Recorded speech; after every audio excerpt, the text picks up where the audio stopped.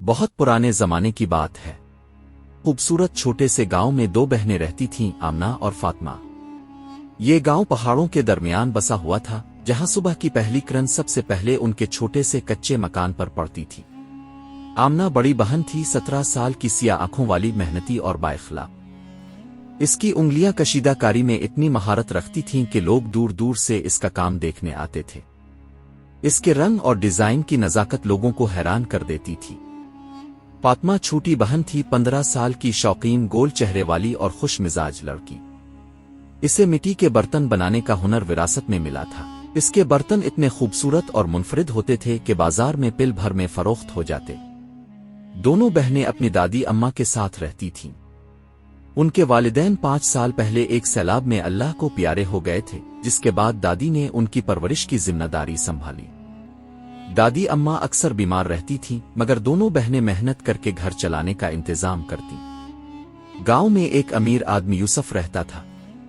اس کی حویلی گاؤں میں سب سے بڑی تھی۔ اس کی بیوی زینب کو آمنہ کی کشیدہ کاری بہت پسند تھی۔ اکثر وہ آمنہ کو اپنے کپڑوں پر کام کرنے بلاتی اور اس کی تعریف بھی کرتی۔ ایک دن زینب نے آمنہ اور فاطمہ کو ایک خاص تہوار کے لیے کام پر بلایا۔ آمنہ کو زینب کے کپڑوں پر کشیدہ کاری کرنی تھی، جبکہ فاطمہ کو حویلی کے برتن ٹھیک کرنے تھے۔ یہ دونوں کے لیے اچھی آمدنی کا موقع تھا۔ دونوں بہنیں صبح سویرے تیار ہو کر حویلی پہنچیں۔ زینب نے آمنہ کو اپنا قیمتی دوپٹہ دیا اور کہا، اس پر خاص ڈیزائن بنا دو، میرا سب سے پسندیدہ ہوں۔ آمنہ کی آنکھیں حیرت اور چمک سے بھر گئیں۔ فاطمہ بھی اپنے برتنوں کے ساتھ کام میں مصروف ہو گئی۔ پوری دن محنت کے بعد کام مکمل ہوا۔ زینب نے آمنہ کے کام کو دیکھ کر خوشی کا اظہار کیا اور دونوں بہنوں کو اچھی رقم دی۔ دونوں خوشی خوشی گھر واپس چلی گئیں، لیکن اگلی صبح گاؤں میں افراتفری مچ گئی۔ زینب کا قیمتی ہار گم ہو گیا تھا۔ یہ ہار سونا کا تھا اور کئی نسلوں سے ان کے خاندان میں تھا۔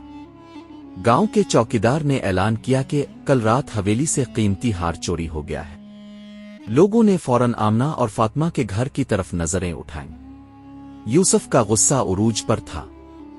تمہارے گھر سے ہار کہاں چھپایا گیا؟ آمنہ ہچکچاتے ہوئے بولی، حضور ہم نے کچھ نہیں لیا۔ فاطمہ رو پڑی، اللہ کی قسم ہم نے کچھ نہیں کیا۔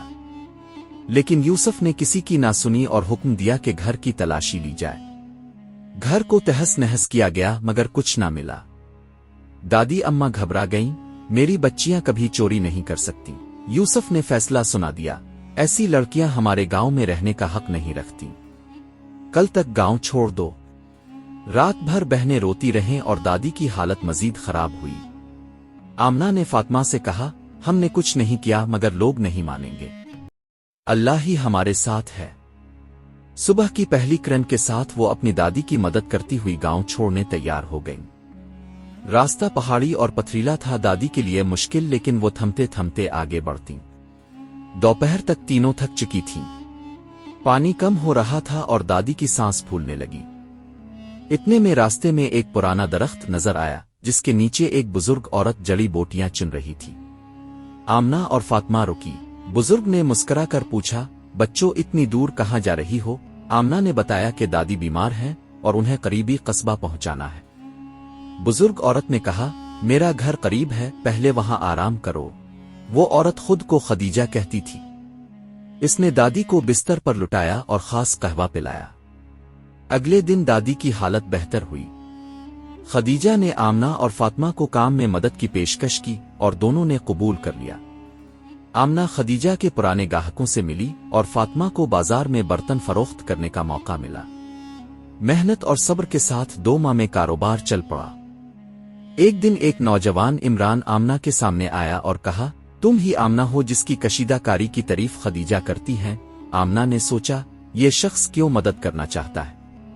لیکن خدیجہ نے اسے اجازت دی۔ دونوں بہنوں نے دن رات محنت کی، دادی کی صحت بہتر ہوئی۔ مگر پھر ایک دن یوسف گاؤں کا امیر آدمی قصبے آیا۔ اس نے دونوں بہنوں کو پہچان لیا اور گورنر کے محل میں بدنامی پیدا کر دی۔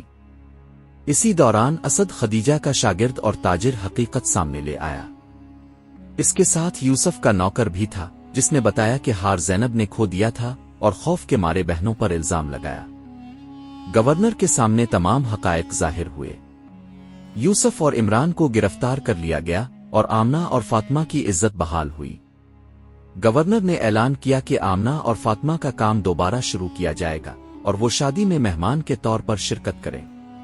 آمنہ اور فاطمہ نے اللہ کا شکر ادا کیا۔ اب وہ بہنیں ایک نئی زندگی گزار رہی تھیں، ان کے کام کی شہرت بڑھ گئی، دادی کی صحت بہتر ہوئی اور اللہ کی مدد سے انہوں نے صبر اور محنت کے ذریعے ہر مشکل کا سامنا کیا۔